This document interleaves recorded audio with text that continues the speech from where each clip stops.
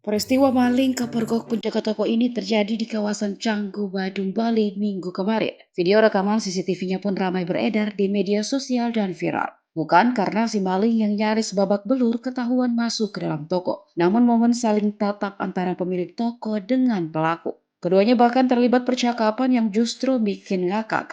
Dalam rekaman awalnya penjaga toko sedang bersiap untuk tidur. Waktu menunjukkan pukul setengah dua dini hari. Tiba-tiba rolling door toko yang tertutup bergerak-gerak. Rupanya maling tersebut mencoba masuk dengan membobol rolling door. Kaki dan badan si maling itu bahkan sudah masuk. Siapa sangka si maling justru kepergok penjaga toko yang juga langsung menatap dirinya. Keduanya memilih diam dan saling tatap-tatapan selama beberapa detik.